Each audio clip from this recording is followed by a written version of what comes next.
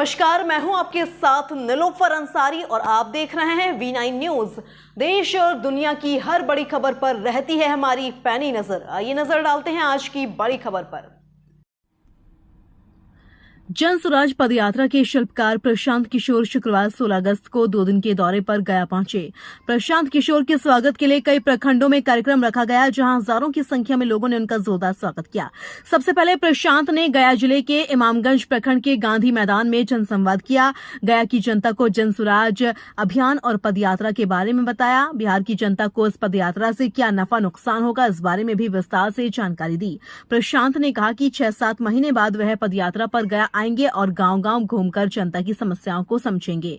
इमामगंज और बेलागंज में होने वाले विधानसभा उपचुनाव में जन स्वराज की भागीदारी पर पूछे गए सवाल का जवाब देते हुए प्रशांत किशोर ने कहा कि चुनाव लड़ेगा तो बेलागंज और इमामगंज दोनों जगह लड़ेगा। 2 अक्टूबर के बाद अगर चुनाव होगा तो निश्चित तौर पर चुनाव लड़ा जाएगा, लेकिन अगर 2 अक्टूबर से पहले चुनाव होता है तो जन स्वराज के साथ ही अगर मिलकर तय करते हैं कि चुनाव लड़ना है तो जन स्वराज से जुड़े किसी निर्दलीय साथी को समर्थन देकर चुनाव लड़ाया जा सकता है।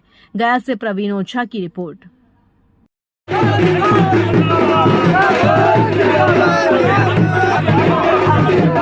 स्वराज में जो जुड़ रहा है वो पैसे देके जुड़ रहा है। अब देखिए, ये लोग बोलने से पहले अपनी ही बात नहीं देखते हैं। कुछ दिन पहले तेजस्वी यादव के दल आरजेडी के अध्यक्ष ने चिट्ठी निकाला कि भाई आप लोग राष्ट्रीय जनता दल छोड़कर जन स्वराज मत भागिए, आप लोग लालू जी के सिपाही हैं, समाजवाद के नेता हैं, सामाजिक न्याय के पुरोधा के साथ जुड़े रहिए।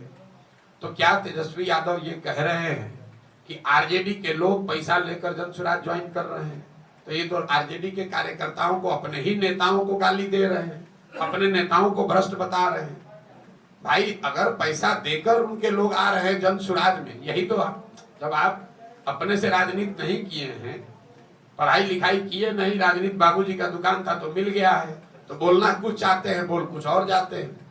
अब बताइए, अपने ही नेता को कह रहे हैं कि पैसा लेके जन स्वराज में गया है। तो भाई, पत्र तो आपने निकाला है कि आरजेडी के सारे नेता आप लोग विचारधारा वाले लोग हैं, आप लोग लालू जी सामाजिक न्याय के सिपाही हैं, आप लोग जन स्वराज में मत जाइए।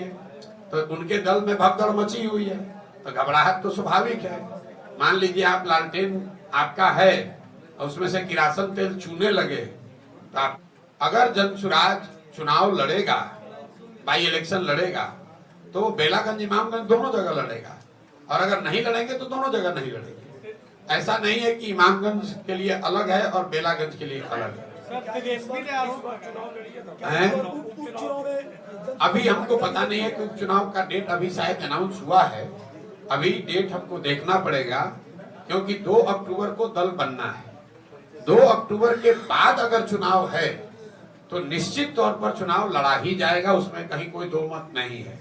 लेकिन अगर 2 अक्टूबर से पहले चुनाव हो रहा है तो यहाँ पर जो जन स्वराज से साथी जुड़े हुए हैं उनसे बात करी जाएगी, और अगर लोग चाहेंगे कि नहीं चुनाव लड़ना है तो जन स्वराज की व्यवस्था से जुड़े हुए किसी साथी को निर्दलीय उम्मीदवार के तौर पर, जन स्वराज समर्थित निर्दलीय उम्मीदवार के तौर पर चुनाव लड़ाया जा सकता है। जन स्वराज में जो जुड़ रहा है वो पैसे देके जुड़ रहा है। अब देखिए, ये लोग बोलने से पहले अपनी ही बात नहीं देखते हैं। कुछ दिन पहले तेजस्वी यादव के दल आरजेडी के अध्यक्ष ने चिट्ठी निकाला कि भाई आप लोग राष्ट्रीय जनता दल छोड़कर जन स्वराज मत भागिए, आप लोग लालू जी के सिपाही हैं, समाजवाद के नेता हैं, सामाजिक न्याय के पुरोधा के साथ जुड़े रहिए। तो क्या तेजस्वी यादव ये कह रहे हैं कि आरजेडी के लोग पैसा लेकर जन स्वराज ज्वाइन कर रहे हैं?